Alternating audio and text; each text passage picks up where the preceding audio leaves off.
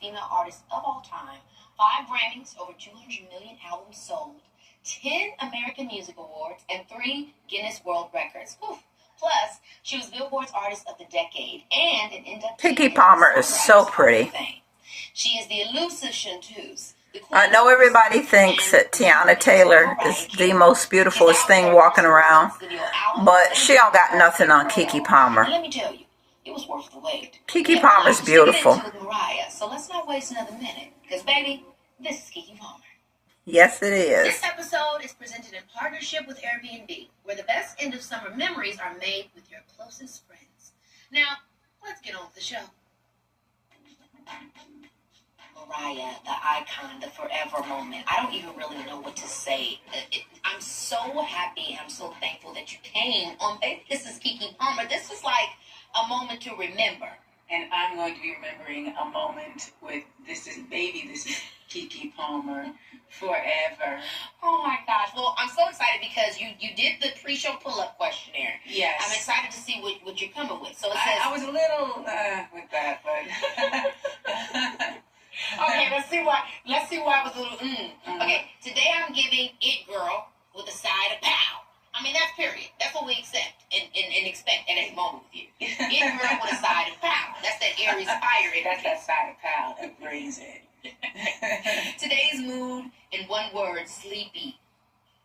I mean, divas get tired. Sleepy. Working. I'm a night person. Like, wow. What time would you say you get up when you don't have anything to do? Like 5 p.m. That's why you're so beautiful, because you're getting all that rest. Oh, well, I love you for saying that. I need to get more rest. Thank you. You're doing great. Oh, indeed. Okay, what did you listen to on the ride here? This is like, an amazing answer. Keke Palmer can sing and dance, too. Oh, my gosh, we love She's Prince. excellent. What's your favorite Prince record? If you had one. Album or song? Album. Do you like Keke Palmer or Tiana Taylor better? That's a hard choice. Okay, one thing that instantly makes you laugh. This made me laugh because this makes everybody laugh. The video of Justin Bieber talking about it's not clocking to you that I'm standing on business. Oh my God! Is that video? It's not that video because I was talking about James Brown and the Donkashun video. Girl,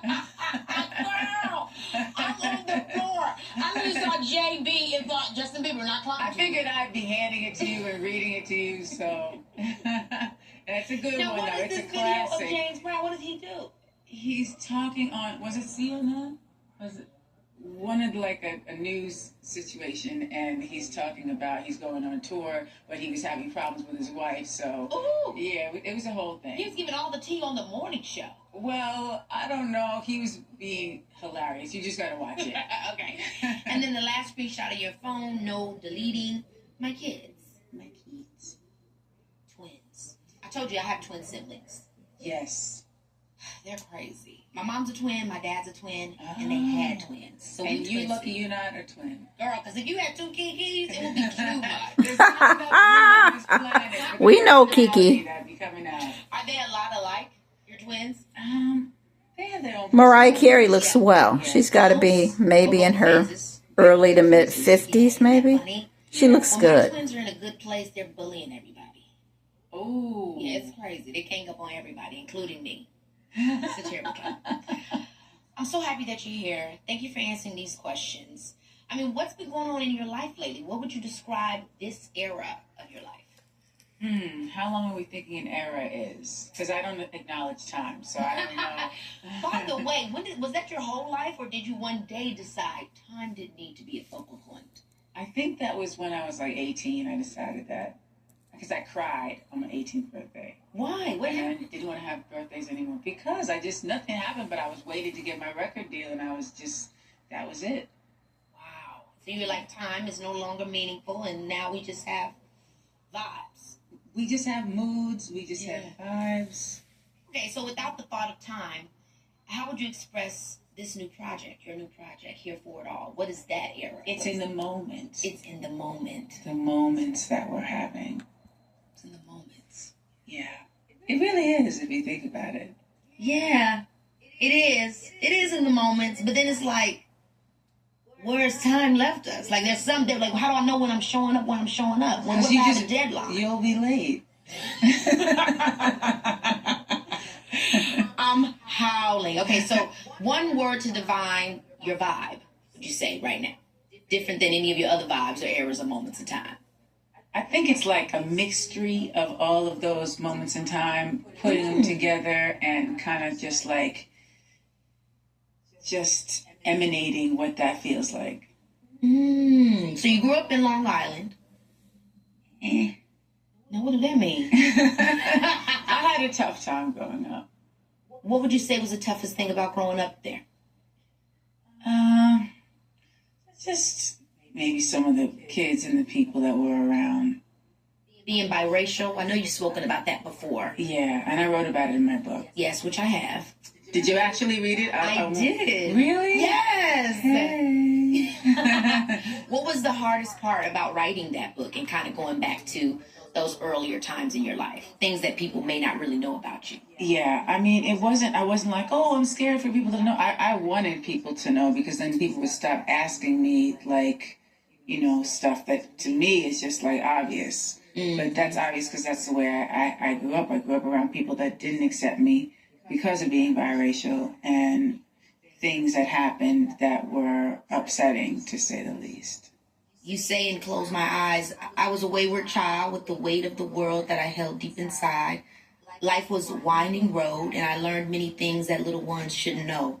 And I really relate to that. I'm curious for you, because I definitely think it's this way for me. Like, how was music or your artistry a way to either explore or transmute some of those difficult things? I always knew, this sounds, whatever, very arrogant, but I'm just telling the truth.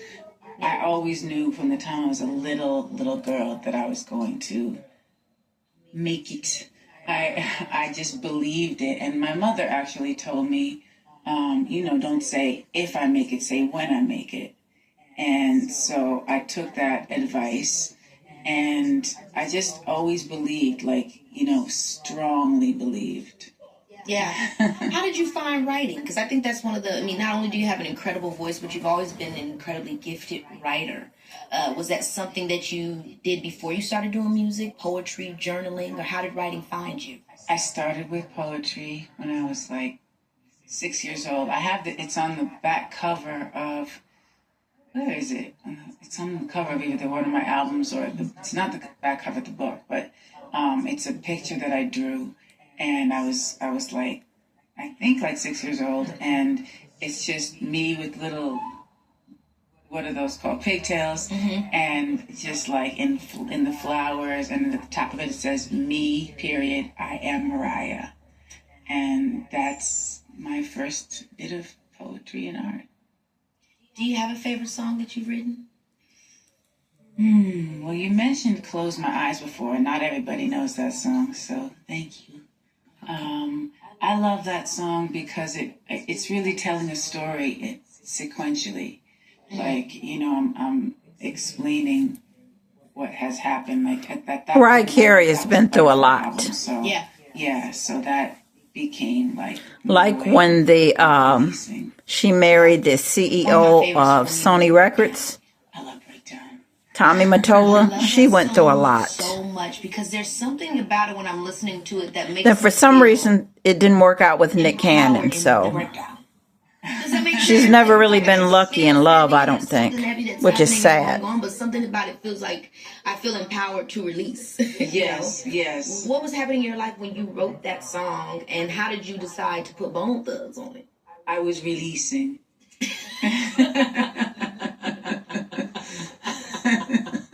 I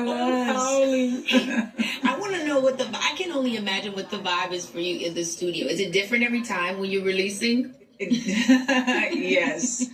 But that moment with Bone Thugs was incredible. So good. There's a lot of moments happening here and there. Greenery was coming out. Okay. Well, we have to set the vibe. They definitely set the vibe. And it was so great being with them.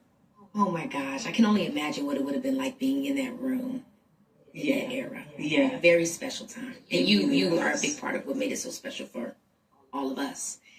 At 18, this is crazy to me because we always hear these stories about as artists, not knowing the value of your work. But at 18, for you, you were offered $5,000 for all the songs you had written. Yes. And you said no. How did you know to do that then? Because obviously after that point, you still had to deal with crazy industry stuff. Mm-hmm. But that was a pretty big thing for you to know even then. Yeah. Well, I just had seen like some documentaries and a couple of things and saw that it was like, don't sell your publishing like that. Yeah. It made a very big point of that. Like it happened to even the Beatles. So I was like, wow, I don't want that to happen to me because I believe in my songs and that's what I'm, going to be. That's going to be what I have to offer to the world. Yeah. So I just kept going. So when you did finally obviously get, your big deal and pretty much took over the 90s, there was still things you were up against in terms of having to make your image palatable. Mm-hmm. One of my favorite clips of you is when I wish I could remember the exact year, you're winning an award, and this is obviously later after a lot of transitions for you, and you were saying, it feels so good to finally be able to be myself.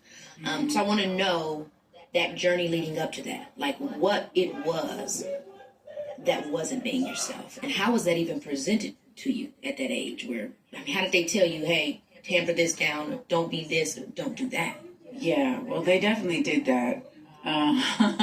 But really? Yeah, they did. But I'm trying to think of the exact moment that you're talking about, and did I have like straight hair? 1999 Billboard Award. You were winning an award, and the speech was so remarkable. You were so gracious to your fans. Mm-hmm. It was so honest, and you seemed so happy, and you seemed so free. Mm-hmm. And what it was interesting to me was like, damn.